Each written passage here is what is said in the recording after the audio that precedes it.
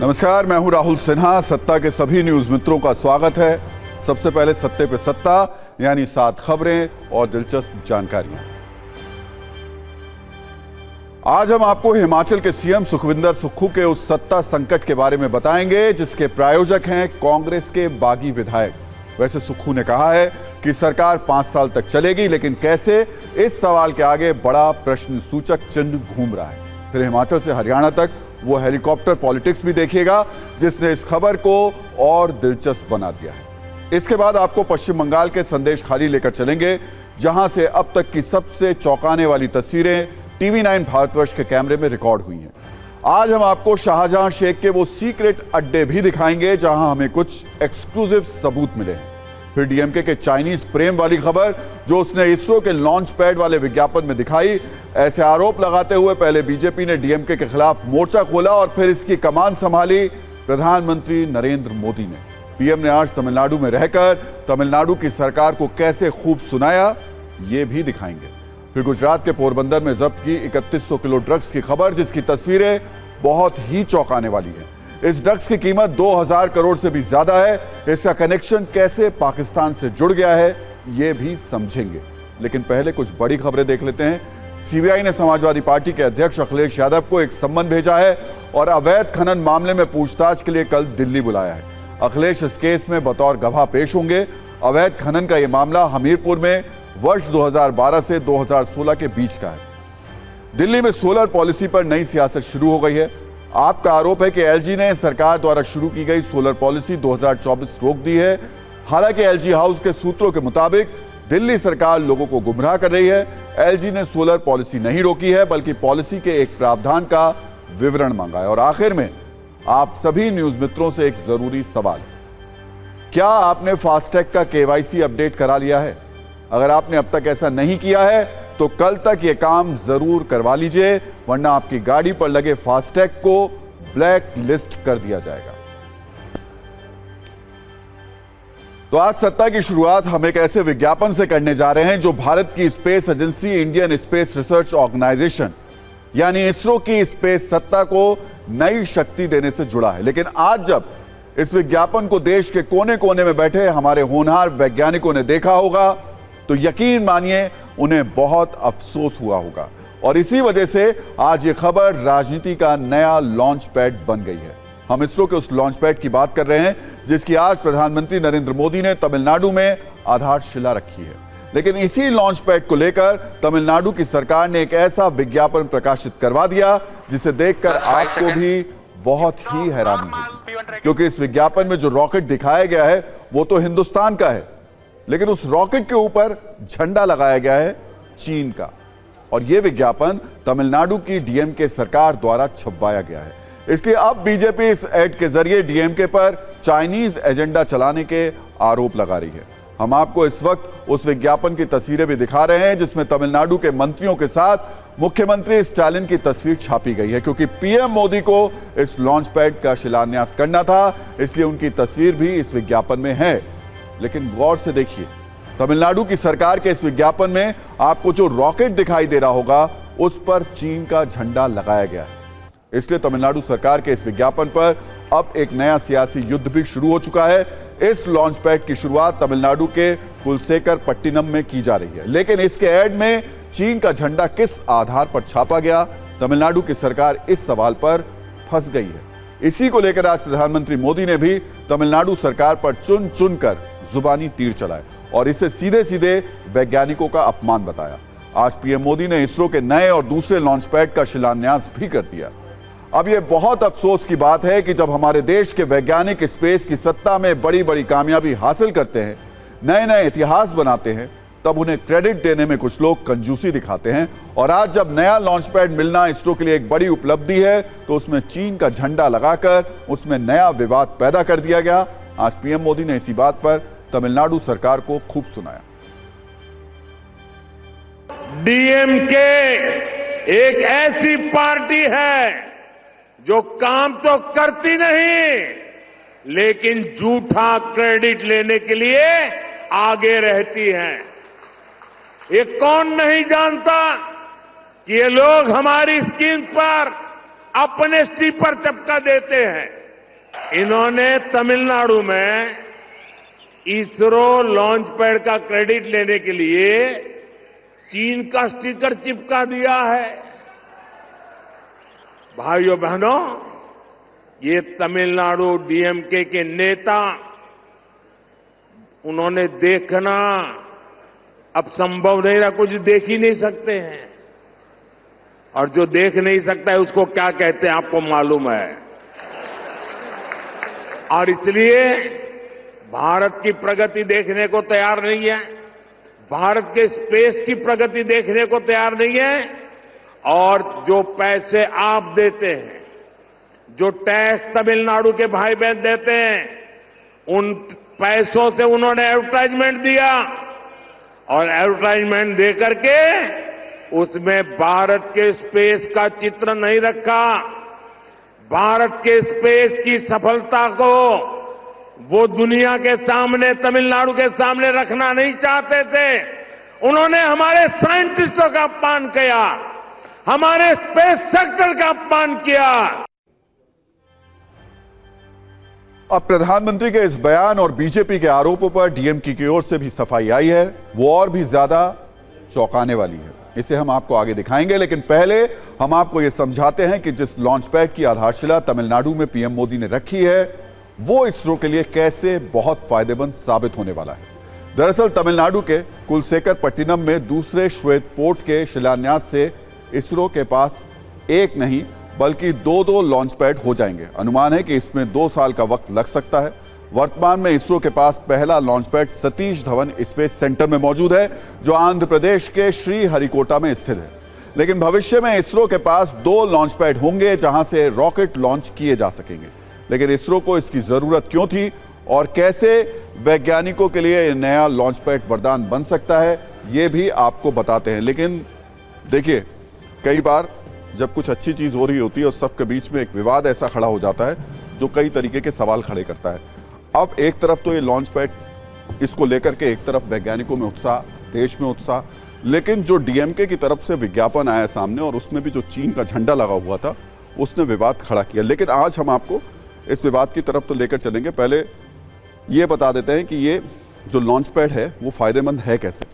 जिस space port की PM Modi ने आज आधारशिला रखी है वो तमिलनाडु के थुथुकुडी जिले के कुलशेखरपट्टिनम शहर में है और यहां से इसरो के वैज्ञानिक छोटे छोटे सैटेलाइट्स को आसानी से लॉन्च कर पाएंगे, जो अब तक आंध्र प्रदेश के श्रीहरिकोटा से किए जाते थे। इसरो का नया लॉन्च कॉम्प्लेक्स 986 करोड़ रुपए की लागत से करीब 2000 एकड़ जमीन में तैयार किया जाएगा। इसके लिए तमिलनाडु सरकार ने जमीन भी ट्रांसफर कर दी है, लेकिन इसे लेकर सरकार की ओर से जो विज्ञापन दिया गया उसमें चीन का झंडा इस्तेमाल करना बहुत ही चौंकाने वाला है। बीजेपी का आरोप है कि डीएमके सरकार चीन का एजेंडा चला रही है। जवाब में डीएमके की ओर से जो सफाई आई है उसे भी अब सुन लेते हैं।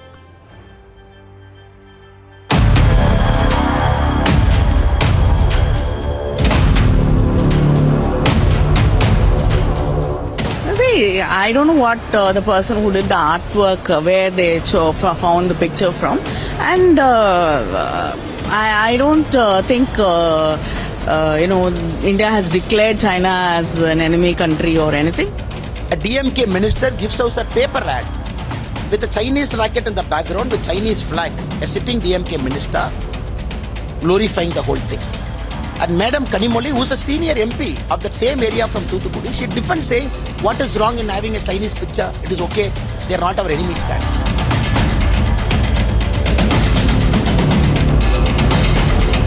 Just because you do not want to accept the truth, you're finding reasons to,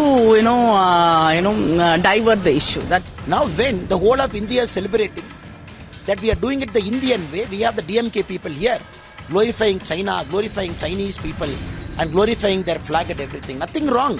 Everybody is our brother and sister, but this is an Indian first. That is why we are doing it the Indian way. And we expect a bare minimum apology from the DMK government and that minister.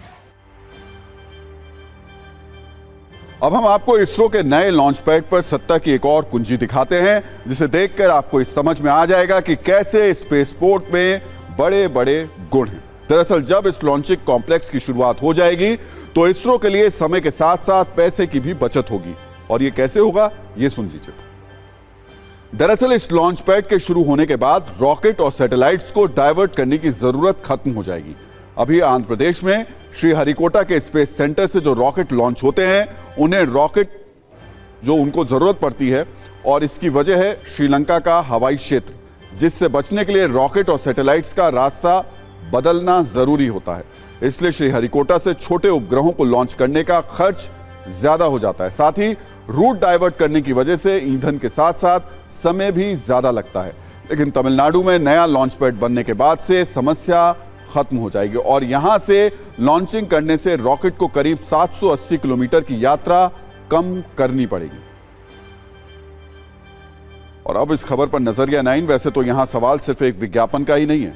DMK पर आरोप लग रहे हैं कि वो science से लेकर सनातन तक बार बार चोट करती है, गहरे जख्म देती है, भाषा के आधार पर लोगों को बांटते हैं। साइंस वाला उदाहरण आपके सामने है। जबकि सनातन को लेकर डीएमके नेताओं की ओर से वक्त वक्त पर विवादित बयानों की पूरी वेब सीरीज लॉन्च होती रही है। और ऐसा करने में खुद तमिलनाडु के मुख्यमंत्री स्टालिन के बेटे उदयनिधि स्टालिन का नाम भी शामिल है, जिन्होंने कहा था कि सनातन को खत्म कर देना चाहिए। डीएमके के कुछ नेताओं ने तो सनातन की तुलना डेंगू, मलेरिया और एचआईवी तक से कर दी थी। कुल मिलाकर नजरिया 9 यह है कि डीएमके को अब आत्ममंथन के साथ साथ स्पेस चिंतन की भी जरूरत है। और अब बात करते हैं 52 दिनों से फरार बंगाल के उस शेख की, जिसकी संपत्ति और काले कारोबार को लेकर चौंकाने वाले राज इस वक्त खुल रहे हैं। और एक ऐसा ही राज इस वक्त हम आपके सामने लेकर के आए हैं।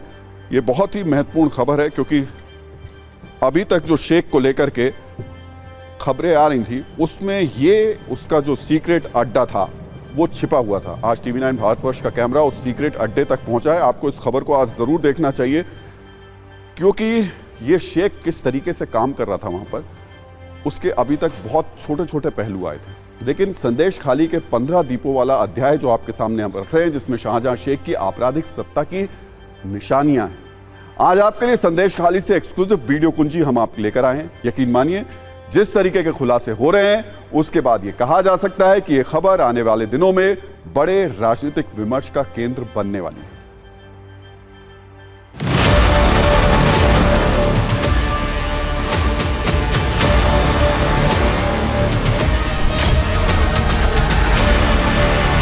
जबरदस्ती इसके ऊपर बुलडोजर चला के ये जमीन को यहाँ पे उन्होंने हड़प लिया और उसके बाद इसको फिशरी में तब्दील कर लिया।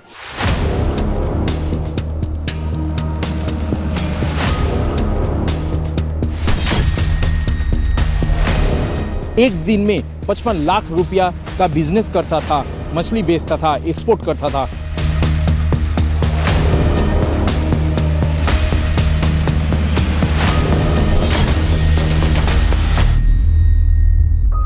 यही पूरा संदेश खाली का स्टोरी है कि गांव के गांव यहाँ पे बंजर हो चुका है।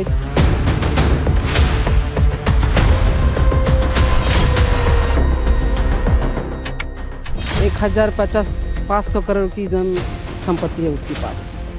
ये जो घेरी करता है, जो लूटपाट करती है।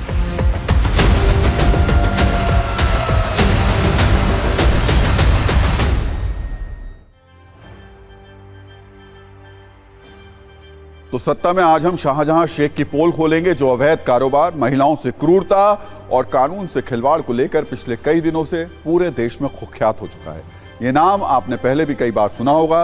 ये नाम बंगाल में राजनीतिक भूचाल का केंद्र बन चुका है। लेकिन आज सत्ता में संदेश खाली के शेख की जो कहानी आपको बताने जा रहे हैं, उसमें एक एक शब्द, एक एक राज, एक एक सबूत चौंकाने वाला है, जो आपको सोचने पर मजबूर कर देंगे कि हिंदुस्तान के किसी कोने में ऐसा भी हो सकता है। और सत्ता के आशीर्वाद के बिना भला ये कैसे संभव है। शाहजहां शेख फरार है, लेकिन उसके कारनामे कैमरे में रिकॉर्ड हो चुके हैं। आज आपको बताएंगे कैसे शाहजहां शेख संदेश खाली के 15 द्वीपों का बेताज बादशाह बन गया। आज आपको शेख का वो सीक्रेट अड्डा दिखाएंगे जहां से उसने कारोबार की शुरुआत की थी।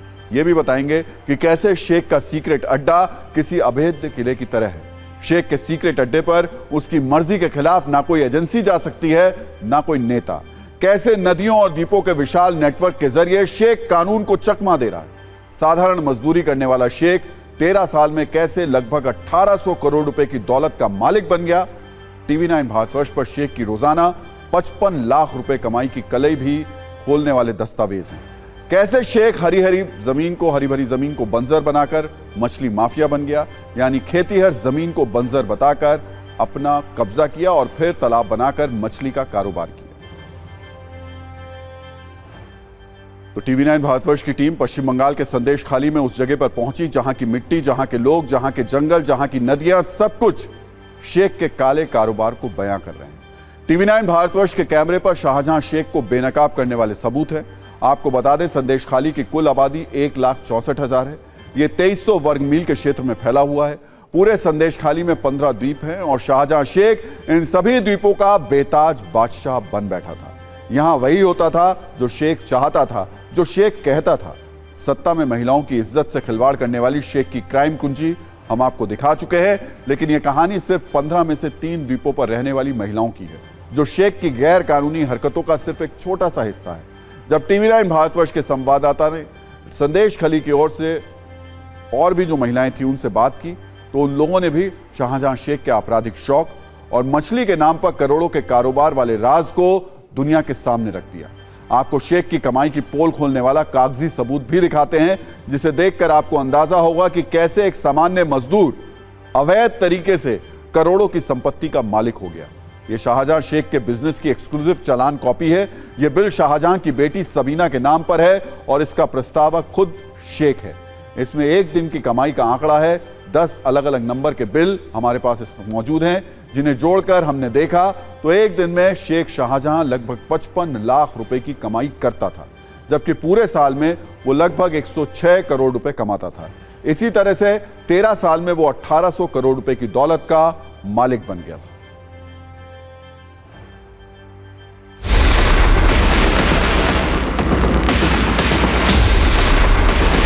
2300 स्क्वायर माइल में फैले संदेश खाली एक 15 द्वीपों का समूह है, जिनमें से 2 या 3 द्वीपों के लोगों के गुस्सा और विद्रोह सामने आया है। बाकी का 12 द्वीप में ना तो पुलिस पहुंची है, ना तो मीडिया, ना तो कोई नेता। ये 15 द्वीप का बेताज बादशाह शेख शाहजहां है।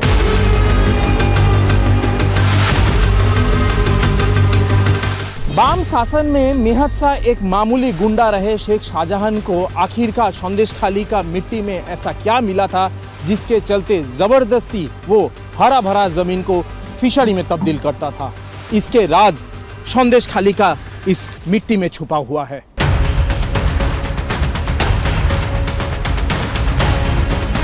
संदेश खाली का मिट्टी में और पानी में नमक की मात्रा ऐसा है जिसके चलते यहाँ पे मछली फलता फूलता है, वो बहुत जल्दी बड़ा हो जाता है और इसी के चलते शेख शाहजहां को यहाँ पे दिखा पैसे का खदान।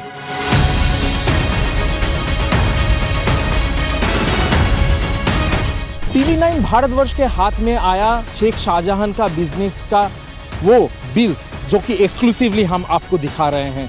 ये एक महज 10 ऐसे बिल्स हैं जिसका कुल मिला के जो अमाउंट बनता है 55 लाख रुपया है। इससे साफ जाहिर होता है अगर शेख शाहजहां एक दिन में 55 लाख रुपया का बिजनेस करता था, मछली बेचता था, एक्सपोर्ट करता था, तो फिर साल भर में करीब 116 करोड़ रुपया का बिजनेस उसका था और बीते 15 सालों में उसका 1800 करोड़ रुपया का बिजनेस बना है और इसी का भनक ईडी को लग गई थी। मैंने तो सुना है 500 करोड़ की संपत्ति है उसके पास। ये जो घेरी करता है, जो लूटपाट करती है, उससे इतना रुपया उसके पास है। क्या इसी के चलते ईडी आया था? हाँ, इसलिए। और रेशम घोटाला किया है। ये सुना है कि ये जो चावल है ये बांग्लादेश बेचती है, उसको पॉलिश करती है, दोबारा इंडिया में लाती है, उसको बेचती है।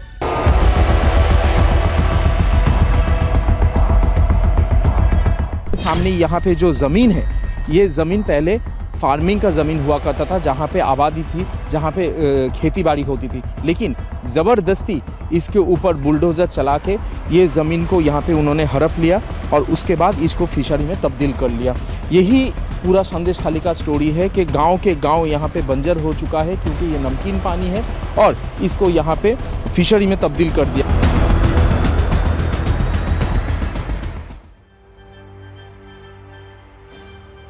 पिछले 52 दिनों से शाहजहां शेख लापता है। मनी लॉन्ड्रिंग के मामले में ईडी को उसकी तलाश है। कलकत्ता हाईकोर्ट की सख्ती के बावजूद फरार चल रहे इस शख्स की गिरफ्तारी नहीं हो रही है।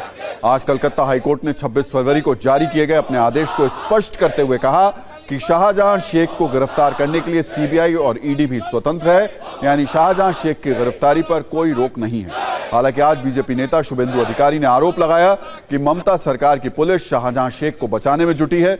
शुभेंदु अधिकारी ने आरोप लगाया कि बंगाल पुलिस ने कल रात 12 बजे ही शाहजहां शेख को गिरफ्तार कर लिया था। शुभेंदु अधिकारी ने यह भी दावा किया कि प्रभावशाली मध्यस्थों के जरिए पुलिस शाहजहां शेख के साथ समझौता कर रही है। शेख की शर्तों के आगे ममता सरकार की पुलिस झुकी हुई है। सलाखों के पीछे रहने के दौरान शाहजहां शेख को 5 सितारा सुविधाएं दी जाएंगी और ममता बनर्जी की सरकार शाहजहां शेख को संरक्षण दे रही है। इन गंभीर आरोपों के बीच संदेश खाली का राजनीतिक तापमान बहुत ज्यादा बढ़ गया है। जाहिर है शाहजहां शेख पर बंगाल में जबरदस्त राजनीति हो रही है। एक तरफ टीएमसी के नेता बीजेपी पर आरोप लगा रहे हैं, वहीं बीजेपी ममता सरकार को घेर रही है। इस बीच संदेश खाली की महिलाओं को पीएम मोदी का इंतजार है। खबर है कि पीएम मोदी जल्द बंगाल के दौरे पर जा सकते हैं। पीएम के बंगाल दौरे पर संदेश खाली की महिलाओं से जब हमने बात की तो उन्होंने कहा कि वो पीएम से अपनी पीड़ा का जिक्र करेंगे।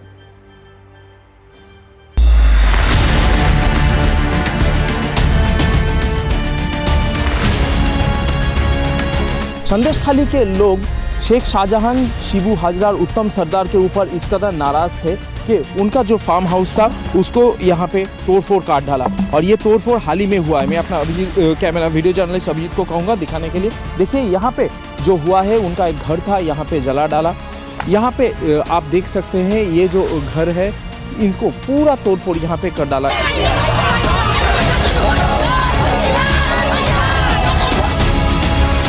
তো তৃণমূল করেন, প্রধানমন্ত্রী তৃণমূল করি, প্রধানমন্ত্রীর কাছে যাবো, আমাদের তো কোনো অসুবিধা নেই। এই তো প্রধানমন্ত্রী আসছেন, যার জন্য আমাদের এই মানে এই সমস্যাগুলো আমরা তানার কাছে তুলে ধরবো। হ্যাঁ, তো অভাব অভিযোগ তো জানাতেই হবে। যাবেন তার মানে প্রধানমন্ত্রী যদি ডাকেন? হ্যাঁ।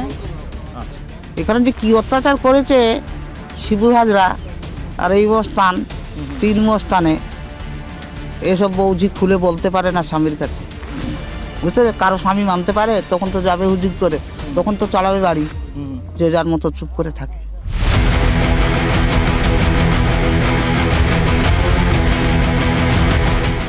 आज मुख्यमंत्री ममता बनर्जी जो पुलिस मंत्री भी है, उनका निर्देश से आज शेख शाहजहां को पकड़ा नहीं जा रहा है, उनको प्रोटेक्शन दिया जा रहा है।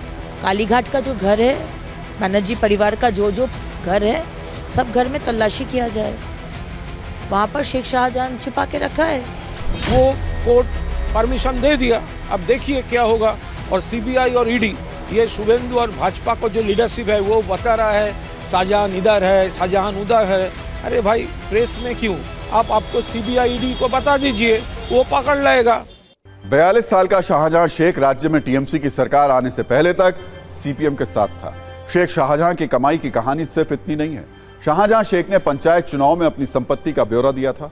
उसके मुताबिक शेख के पास 17 कारें हैं, 43 बीघा जमीन है और 2 करोड़ रुपए से अधिक के गहने उसके पास हैं। इतना ही नहीं, बैंक खातों में करीब 2 करोड़ रुपए भी जमा हैं। सोचिए, जो शाहजहां शेख हर रोज 55 लाख रुपए कमा रहा था, उसने अपनी वार्षिक आमदनी 20 लाख रुपए दिखाई थी।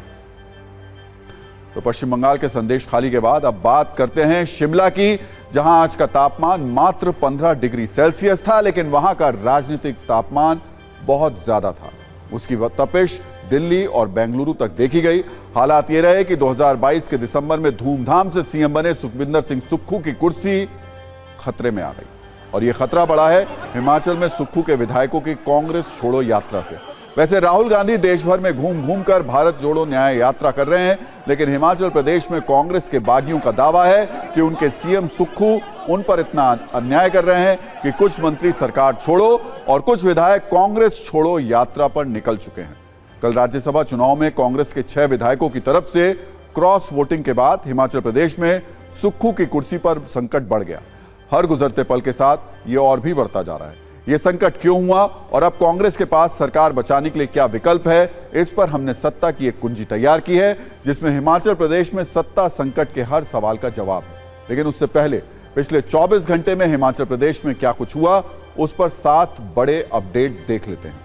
पहला, सबसे बड़ी खबर यह है कि हिमाचल प्रदेश के सीएम सुखविंदर सिंह सुक्खू ने इस्तीफे से इनकार किया है। दूसरा, कांग्रेस सरकार में मंत्री विक्रमादित्य सिंह ने इस्तीफा दे दिया है। तीसरा, सूत्रों के मुताबिक विक्रमादित्य सिंह ने कहा है कि रात तक सीएम नहीं बदले गए तो सरकार गिरा देंगे। चौथा, सीएम सुक्खू ने दावा किया कि कुछ विधायक नाराज हैं लेकिन सरकार को खतरा नहीं है। पांचवा, इस सब के बीच आज हिमाचल प्रदेश सरकार ने बजट पास करा लिया। छठा, बजट पास कराने से पहले बीजेपी के 15 विधायकों को सस्पेंड कर दिया गया, 10 विधायकों ने वॉकआउट किया। और सातवां, प्रियंका गांधी ने कहा कि हिमाचल के अधिकार को कुचलने की कोशिश की जा रही है। इस सब के बीच कांग्रेस के जिन 6 बागी विधायकों ने राज्यसभा चुनाव में क्रॉस वोटिंग की थी, वो पंचकुला में है। 3 निर्दलीय विधायक भी वहीं हैं, यानी सरकार गिराने के लिए जरूरी 9 विधायक शिमला से बाहर हैं। ये विधायक स्पेशल हेलीकॉप्टर से आज शिमला से हरियाणा के पंचकुला पहुंचे। पंचकुला के स्टेडियम में ये विधायक अपने खास हेलीकॉप्टर से ऐसे उतरे जैसे किसी फिल्म या वेब सीरीज की शूटिंग हो रही हो। वहां पहले से ही गाड़ियां तैयार थी। बागी विधायक इन गाड़ियों में सवार होकर वहां से होटल चले गए। अब जो पिक्चर है वो क्लियर अभी तक नहीं हो पाई है कि ये विधायक यहीं रहेंगे। इस बीच कांग्रेस के क्राइसिस मैनेजर शिमला में बैठक कर रहे हैं। इस समस्या का समाधान कैसे निकाला जाए, इसमें लगे हुए हैं। सीएम सुक्खू ने भी उनसे मुलाकात की है। कांग्रेस हिमाचल प्रदेश में पार्टी में बगावत के लिए बीजेपी को जिम्मेदार ठहरा रही है। कांग्रेस के राज्यसभा उम्मीदवार के हार जाने के बाद भी सीएम सुक्खू मीडिया के सामने कॉन्फिडेंट दिखने की कोशिश कर रहे हैं। वो कह रहे हैं कि उनकी सरकार पर कोई खतरा नहीं है। उन्होंने कहा कि विक्रमादित्य सिंह उनके छोटे भाई हैं और उन्होंने उनसे बात की है।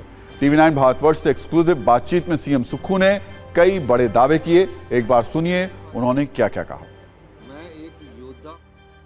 क्या हो गया एकदम से, आपके जो बहुमत में आप थे, कुछ विधायकों ने क्रॉस वोटिंग कर दी राज्यसभा से और अविश्वास जताने की बात आ गई आप तक? नहीं, अविश्वास की नहीं है। मेजॉरिटी विधायक अभी भी हमारे साथ ही है, लेकिन किसी कारणवश कोई मंत्री बनना चाहता था, कोई कुछ बनना चाहता था। इस कारणवश उन्होंने गुस्से में राज्यसभा के खिलाफ वोटिंग की। उसके बाद उनके किसी विधायकों के फ़ोन भी आए कि राज्यसभा में व्हिप नहीं लगता, लेकिन सदन की कार्रवाई में तो लगता है। तो ये सब चीज़ें जो है ये एक सोची समझी राजनीति के तहत भारतीय जनता पार्टी ने प्रलोभन देकर की है। लेकिन आज उनको अपना स्ट्रेंथ दिखानी चाहिए थे ना। आज उन 9 विधायकों को भी आना चाहिए था भारतीय जनता पार्टी के विधायकों के साथ, जो बाहर चीख कर कह रहे हैं कि हमारे साथ मेजोरिटी थी। तो मेजोरिटी थी तो 9 विधायक तो नहीं निष्कासित थे ना। एक विधायक ने माफ़ी भी मांगी है सर। एक विधायक ने माफ़ी भी मांगी है कि मैं कांग्रेस पार्टी के चुनाव चिन्ह पर जीत कर आया हूँ। लेकिन जिस प्रकार की राजनीतिक खेल हिमाचल प्रदेश में खेला गया, इस प्रकार का राजनीति हिमाचल प्रदेश के लोगों को पसंद नहीं है। तो सीएम सुक्खू भले ही कॉन्फिडेंट दिखने की कोशिश करें, लेकिन नंबर उनके पक्ष में कह सकते हैं भी या नहीं भी। आज उनके इस्तीफे की खबर उड़ चुकी है। ऐसे में बीजेपी और कांग्रेस के बागी दोनों सुक्खू सरकार के पीछे लगे हुए हैं।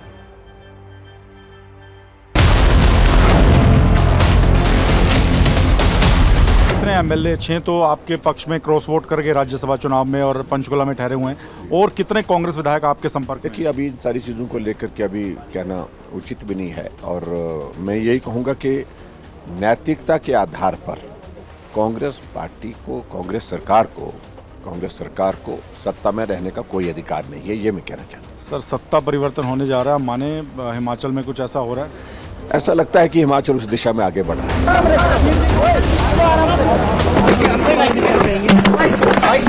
सरकार सुरक्षित, सरकार सुरक्षित।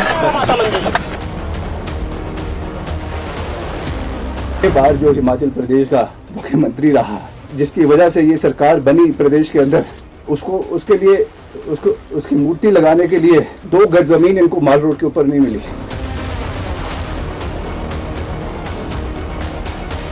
आप बीजेपी के साथ हैं, कांग्रेस के साथ हैं? बीजेपी के साथ हैं, कांग्रेस के साथ हैं? बीजेपी नंबर जो है अभी भी जो है कांग्रेस पार्टी के साथ है।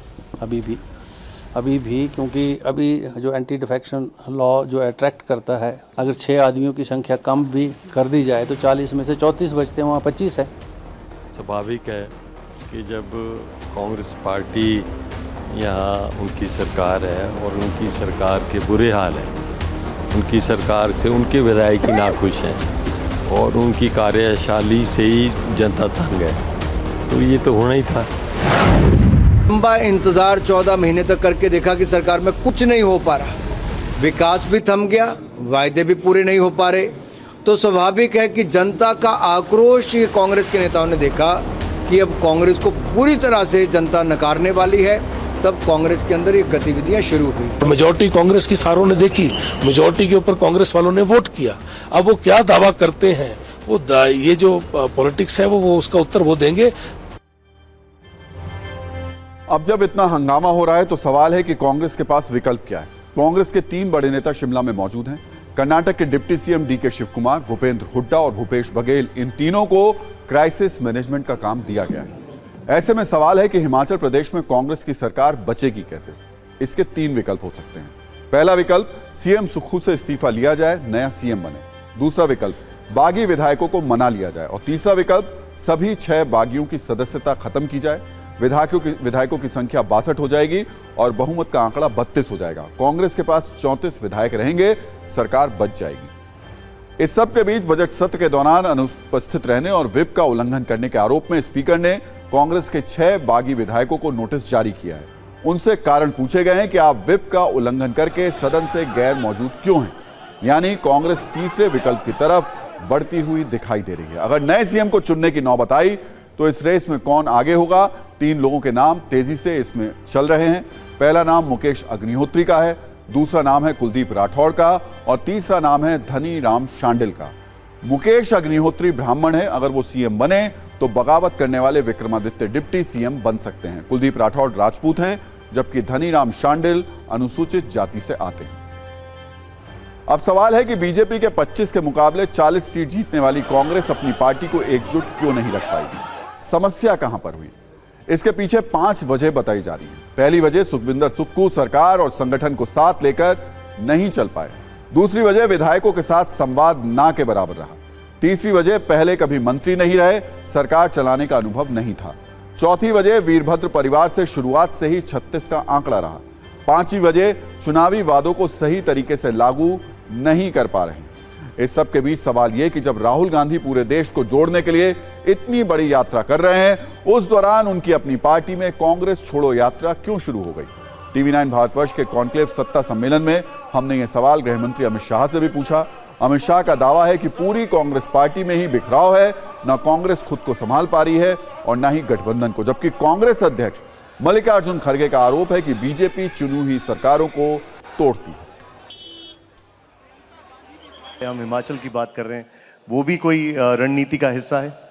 नहीं, इसमें कोई रणनीति नहीं है। वो पूरी कांग्रेस में बिखराव है, पूरे इंडिया गठबंधन में बिखराव है।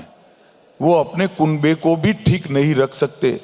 मैं नहीं मानता इसमें विरोधियों की कोई बड़ी कला कारीगरी है। उनका ये आरोप है कि उनके विधायकों को हरियाणा पुलिस और सीआरपीएफ ने एस्कॉर्ट करके किडनैप कर लिया।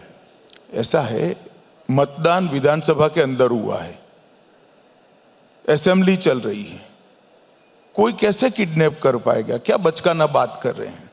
मेरी समझ में नहीं आ रहा है किस तरह से लोग राजनीति कर रहे हैं।